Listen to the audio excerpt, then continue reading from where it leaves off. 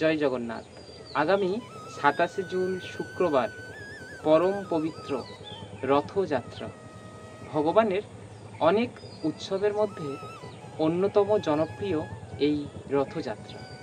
তো আজকে আমরা আস্বাদন করব এই রথযাত্রার মাহাত্ম্য বা রথযাত্রার মহিমা। সেই সঙ্গে আস্বাদন করব জগন্নাথ, বলদেব আর সুভদ্রা মহারানীর মাহাত্ম্য। আসুন প্রথমেই জেনে নেব যে রথযাত্রার দিন কি কি করণীয় আর কি কি বর্জনীয়। রথযাত্রার দিন সর্বপ্রথম মনে রাখা উচিত, বাঙালির কাছে একটা উৎসব মানেই আমিষ মুখর উৎসব। আসলে তা না। জগন্নাথ দেবের উৎসব মানেই মনে রাখতে হবে এই দিন সবাই শুদ্ধ সাত্ত্বিক আহার গ্রহণ করব এবং সবাই তাদের কাছাকাছি যে সমস্ত মন্দির বা কাছাকাছি যে সমস্ত রথযাত্রা উৎসব হচ্ছে সেইখানে গিয়ে অবশ্যই রথযাত্রাতে অংশগ্রহণ করব। এটি হচ্ছে রথযাত্রার দিনের খুব গুরুত্বপূর্ণ কার্য। আসুন, এই রথযাত্রার মাহাত্ম্য কী? বলা হয় জগন্নাথ দেব, যিনি জগতের নাথ, তিনি শুধুমাত্র ভক্তদেরকে করুণা করার জন্য, কৃপাবাড়ি বর্ষণ করার জন্য এই একটি দিন তার যে শ্রীমন্দির, সেই শ্রীমন্দির থেকে বেরিয়ে আসেন। আচ্ছা, আপনি কখনো ভেবেছেন এমন কোনো ভগবানকে দেখেছেন যিনি মন্দির থেকে বেরিয়ে আসেন ভক্তদেরকে দর্শন দেওয়ার জন্য? কিন্তু জগন্নাথ দেব আসেন। জগন্নাথ দেব ভক্তদের উপরে করুণা করার জন্য তিনি রাজপথে বেরিয়ে আসেন। এইখানে কোনো জাতি ধর্ম নির্বিশেষে সবাইকে তিনি করুণা করেন। শাস্ত্রে বলা হয় জগন্নাথ দেবকে দর্শন করলে রথে চ বামনং দৃষ্টা পুনর্জন্ম ন বিদ্যতে, অর্থাৎ রথে উপবিষ্ট এই বামন ভগবানকে দর্শন করলে আর কখনো পুনর্জন্ম হয় না। তাহলে বুঝতে পারছেন রথযাত্রার জগন্নাথ দেবকে দর্শন করার মাহাত্ম্য কতটুকু? তাহলে কতটা ভক্তি, কতটা শ্রদ্ধা সহকারে সেই জগন্নাথ দেবকে দর্শন করতে হবে। আরও একটি গুরুত্বপূর্ণ রয়েছে কথা, যে জগন্নাথ দেবের 3টি রথ, জগন্নাথ, বলদেব আর সুভদ্রা মহারানীর রথ।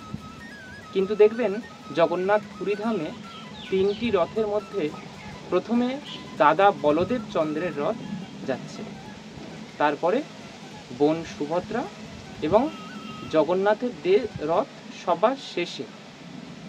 আমাদের প্রশ্ন হতে পারে যে জগন্নাথ দেব তো জগতের পিতা, তিনি তো ভগবান, তাহলে তার রথ সব শেষে কেন? এখানেও তত্ত্ব রয়েছে। বলদেবের রথ প্রথমে যাচ্ছে কারণ বলদেব হচ্ছেন গুরু তত্ত্ব।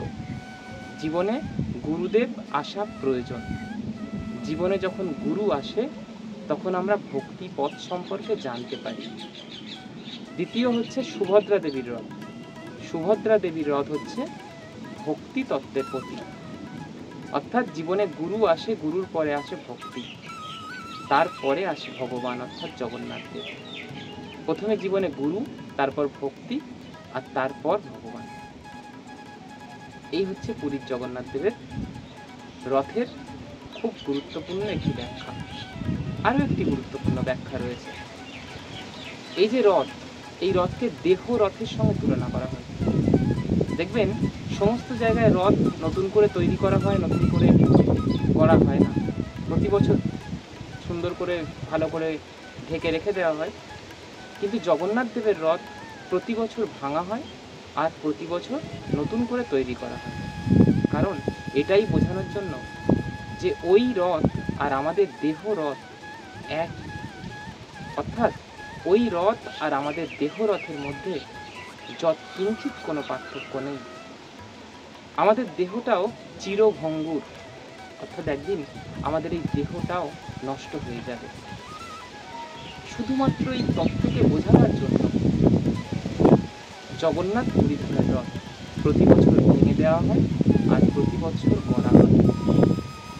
এগুলো তো অনেক অনেক মাহাত্ম্য রয়েছে, কিন্তু মনে রাখবেন যিনি জগতের নাথ, সেই জগন্নাথ দেবকে দর্শন করার জন্য অবশ্যই আপনারা 2025-এর 27শে জুন শুক্রবার রথযাত্রায় সামিল হন, দেখবেন কি ফল, কি পাবো, এই সমস্ত কিছুর ঊর্ধ্বে গিয়ে যদি ভক্তি শ্রদ্ধা নিয়ে রথযাত্রায় অংশ নেওয়া যায়, তবে তার থেকে পুণ্য, তার থেকে মঙ্গলজনক এই জগতে আর কিছু হতে পারে না। জগন্নাথ, তিনি সবাইকে করুণা করেন। শ্রী চৈতন্য মহাপ্রভু যখন জগন্নাথ ধামে চলে গেলেন, প্রত্যহ জগন্নাথকে দর্শন করতেন।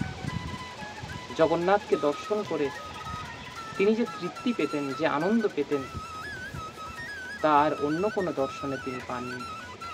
তাহলে চৈতন্য মহাপ্রভু, যিনি স্বয়ং ভগবান, তিনিও জগন্নাথ দেবকে দর্শন করেছেন।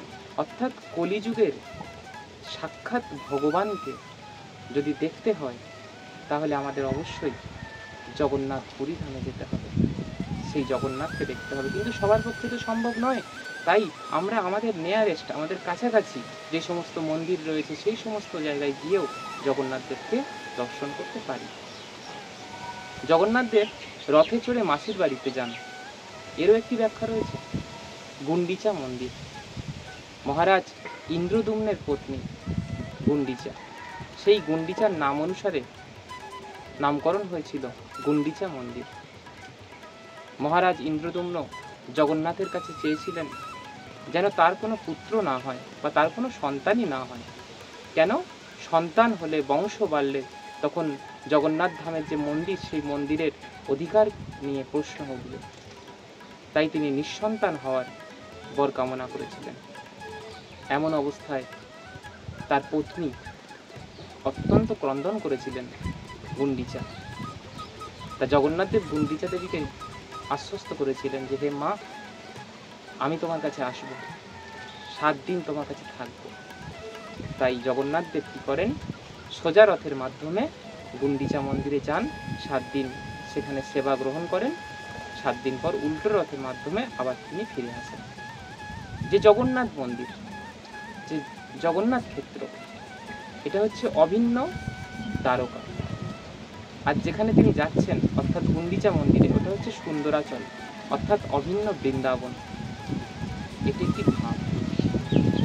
আসুন, আমরা আরও অনেক মাহাত্ম্য রয়েছে, তো সবাই একত্রিতভাবে রথযাত্রায় অংশ নিন।